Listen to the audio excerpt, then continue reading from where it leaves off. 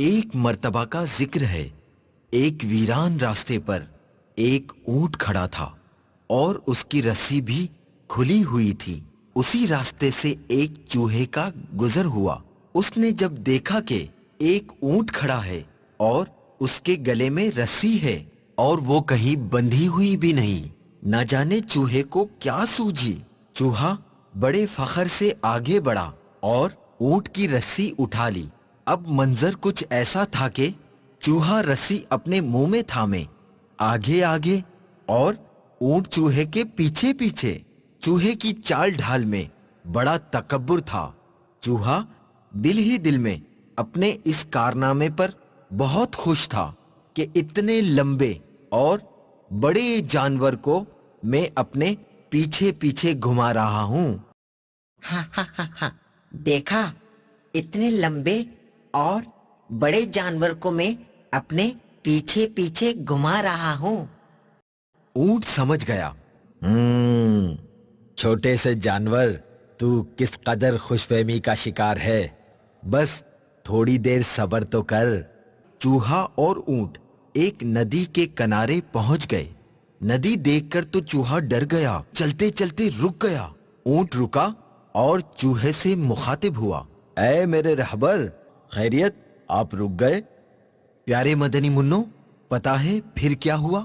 چوہا جو پہلے تو بہت تکبر و فخر سے چل رہا تھا، اب ندی کے بہتے پانی اور گہرائی کو دیکھ کر تو اس کی حالت ہی غیر ہو گئی۔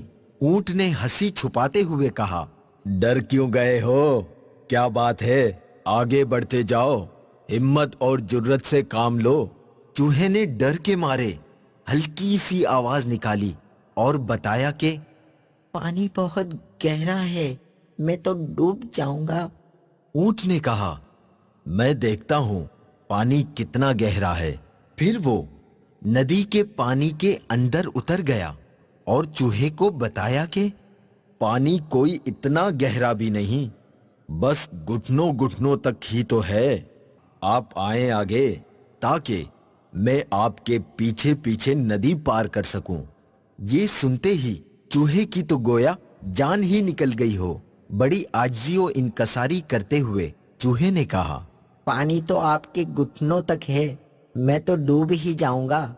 چوہا سمجھ چکا تھا کہ وہ جس بات پر غرور و تکبر کر رہا تھا یا وہ جس خوش فہمی میں تھا وہ درست نہ تھی۔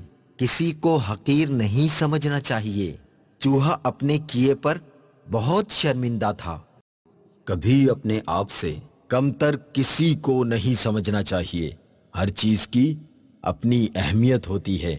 آؤ میری پیٹھ پر بیٹھ جاؤ۔